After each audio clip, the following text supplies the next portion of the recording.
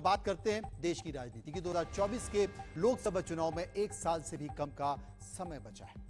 ऐसे में बीजेपी को घेरने के लिए विपक्षी दल कोई कोर कसर नहीं छोड़ना चाहते। इसी को लेकर पटना में 23 जून को विपक्षी दलों की बैठक होने वाली है। विपक्षी एकजुटता को लेकर होने वाली इस महाबैठक में देश भर के राजनयिक दिग्गज पहुंचने वाले हैं। बैठक में 18 राजनीतिक दलों के नेता शिरकत करेंगे और 2024 में बीजेपी को पटकनी देने के लिए रणनीति भी बनाई जाएगी। बताया यह भी जा रहा है कि सुबह 11 बजे से शाम 4 बजे तक ये बैठक चलेगी और इस बैठक के दौरान राहुल गांधी, नीतीश कुमार, ममता बनर्जी, अरविंद केजरीवाल सहित कई नेता अपनी अपनी बात रखेंगे। विपक्षी एकजुटता को लेकर होने वाली बैठक को लेकर पटना में हलचल भी तेज हो गई है। पटना के एक अड़े मार्ग पर नेक संवाद कक्ष में ये महाबैठक रखी गई है और इसी को लेकर तैयारियां भी जोरों पर चल रही हैं। इसके लिए बाकायदा पोस्टर भी लगाए गए हैं जिसमें बीजेपी मुक्त भारत समेत कई स्लोगन भी लिखे गए हैं।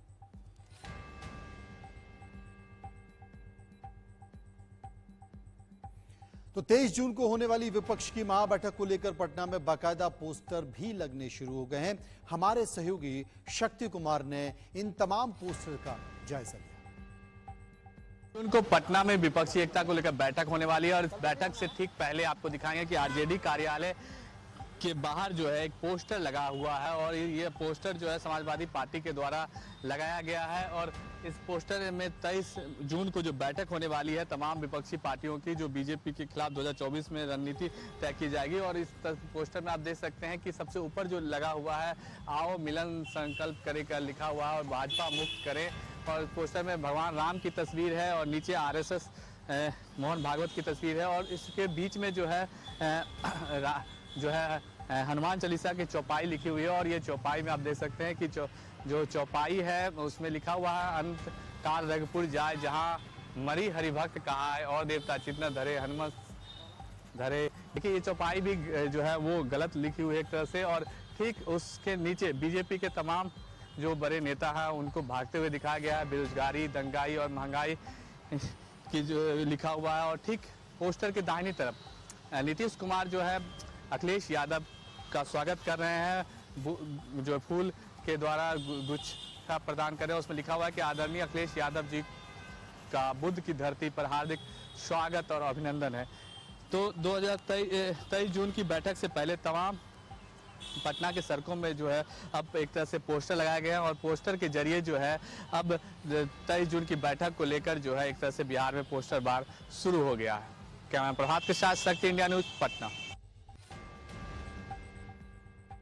अब सवाल यह है कि कैसी महागठबंधन की बैठक है जिसमें केजरीवाल भी हैं, राहुल गांधी भी हैं और दोनों मंच कैसे साझा कर सकते हैं, क्योंकि केजरीवाल 2 दिन पहले ही श्री गंगानगर में गहलोत को खूब खरी खरी सुना कर आए। केजरीवाल ने कहा था कि भाजपा कांग्रेस ने मिलकर भ्रष्टाचार किया है। बेचारे सचिन पायलट रोते रहे लेकिन गहलोत ने भ्रष्टाचार पर कार्रवाई नहीं की।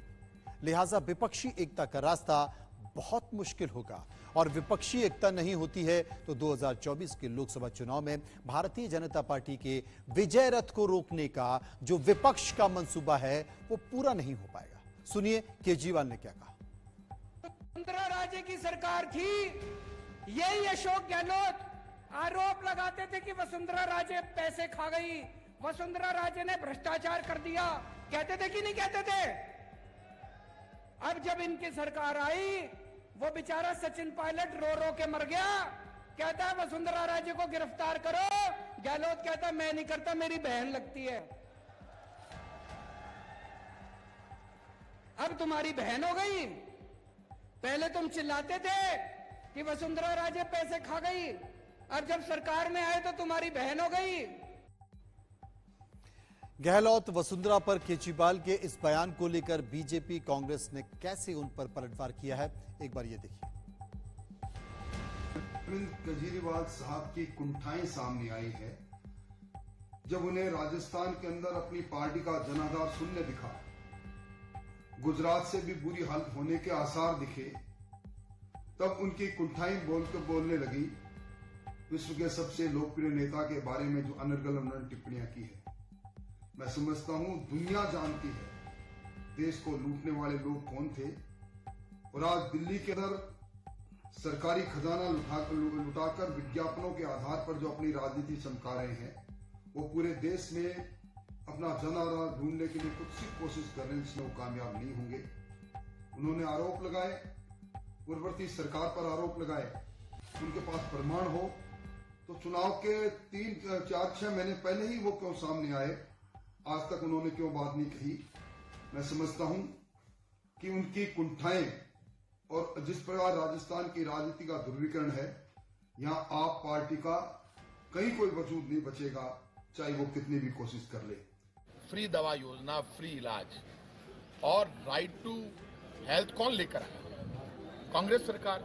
हमारी नकल करके अरविंद केजरीवाल इतने बड़े डायलॉग मार रहे हैं, शर्म नहीं आती उनको माफी मांगनी चाहिए देश से। आप वही हैं जो अन्ना हजारे को लेकर उनकी छाया में खड़े होकर देश में सरकार बनाई आपने।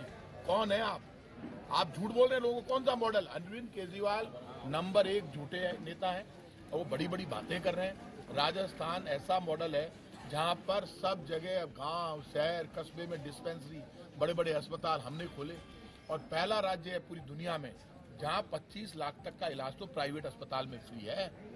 और बेवकूफ बना रहे मोहल्ला क्लिनिक खोल देंगे। अरे भैया यहाँ PHC CHC खुली हुई है, ये राजस्थान है जहाँ पे आता आदमी तो लगता है कि राजस्थान आ गया जब राजस्थान की सड़क पे चढ़ता है। इसलिए हमारे मॉडल का मुकाबला केजरीवाल जी नहीं कर सकते। हमारी योजनाएं अच्छी है। चीफ मिनिस्टर ने अभी जो महंगाई राहत शिविर लगाए उसमें उस शिविर से 1.5 करोड़ लोगों ने रजिस्ट्रेशन कराया। मतलब एक परिवार के 5 जोड़ो तो कितने हो गए? 7.5 करोड़ लोग हमारे यहाँ से कार्ड लेकर गए। हमें ये बातें नहीं समझाए।